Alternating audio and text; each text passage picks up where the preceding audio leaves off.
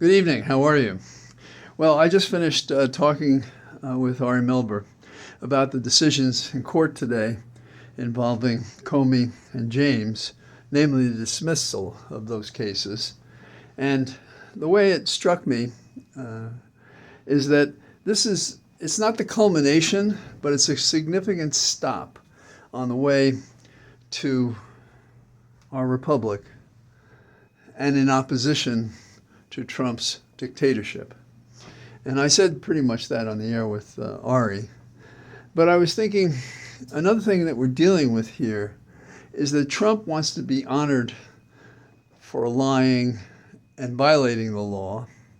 And on the other side of that equation is a host of people, not just lawyers, who realize that truth and law are our saviors in a civil sense from the vagaries and chaos of the whims of a stunted growth chief executive Trump. And our business, we the people, is to follow in the footsteps of the 7 million person rally across the United States, the election returns, the decisions in various courts, the awakening in Congress. And one of the things that struck me today was that Senator Kelly, an astronaut, and the spouse to a woman who was shot and could have been killed, and whom he remained faithful to in her illness and in their joint efforts to awaken America to the unbridled violence compromising who we are and what we're doing as a nation.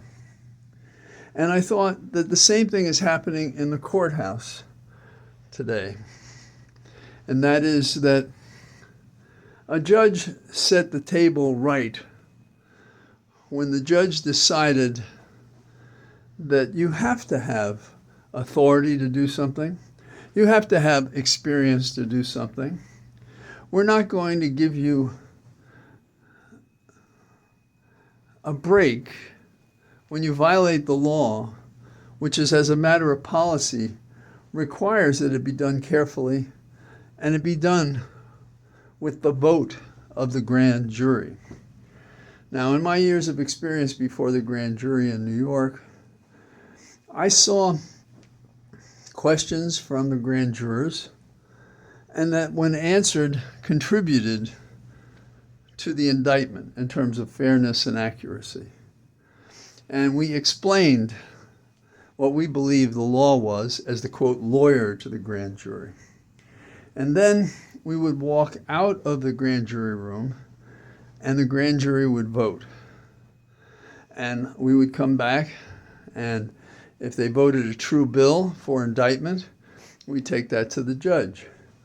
If they didn't, we live with it. Now, I have to say that in all the time when I was a prosecutor, not once did I present a bill to indict to a grand jury that they didn't vote for the indictment.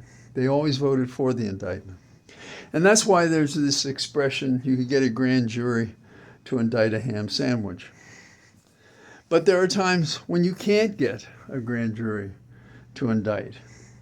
And it turns out that this inexperienced prosecutor, chosen at the behest of Trump as a tool of his desires to indict and get even with a political opponent in his mind, or a person doing his job investigating Trump, that he wanted her to get Comey, get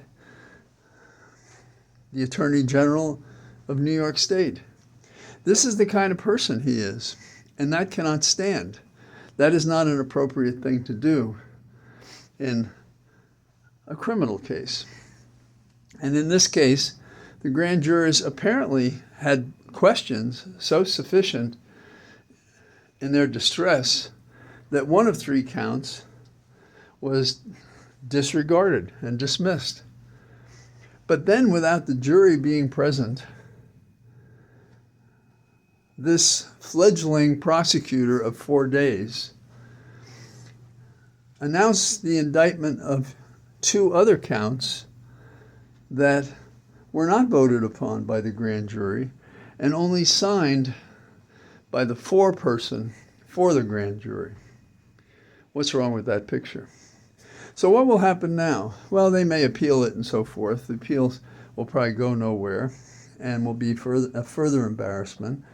And I think if the Court of Appeals does the wrong thing, they might split the decision. I don't know how they get around Comey, so his case, I think, will remain dismissed. And I think James's indictment will probably be dismissed as well, even on appeal. But if not, the government has invited itself to defend against what will be the next motion in that case, which is a motion to dismiss the case for vindictive and selective prosecution, which is abundantly clear. What else can they do? Well, one of the reasons this fledgling prosecutor of 4 days tenure did not have was the authority to stand there. Now, you can have an interim U.S. attorney for 120 days, but they already had that. And the judges had overseen that. And the judges in this situation for this region would have to vote and choose a person to be the U.S. attorney. And that U.S. attorney might very well decide to decline to prosecute anybody if that question is still around. And if not that way, the only other way to get a U.S. attorney is for the president to nominate a person before the Senate. But as I said on the air, that practice can be just frozen by the fact of one or both senators from the state where they're appointing the U.S. attorney.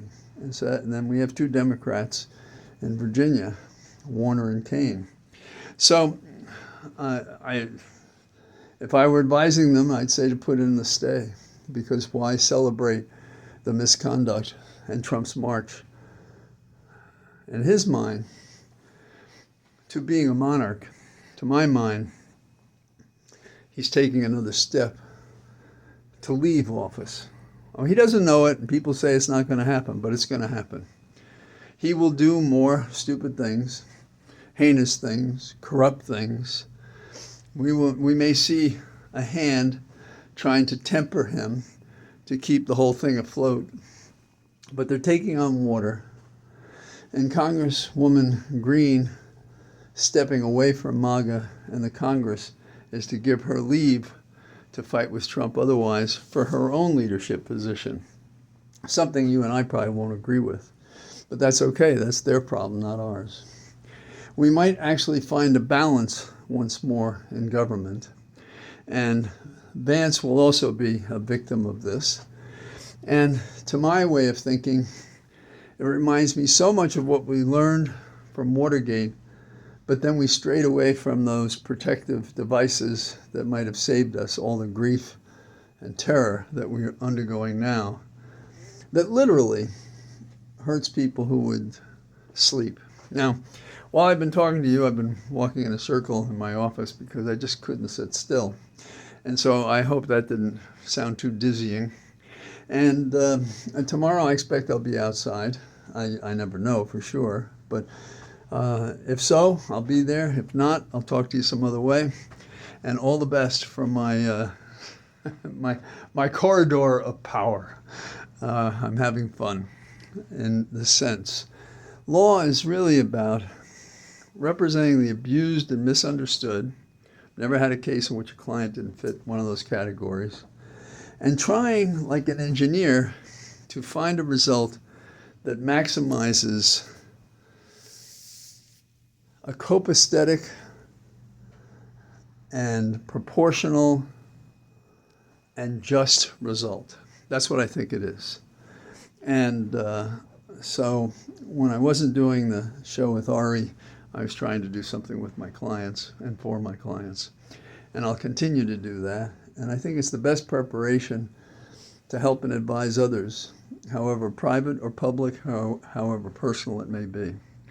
So, I even have a picture of myself and Ari. There you go. Where is it? There he is. So good evening. Talk to you soon. All the best. Bye-bye.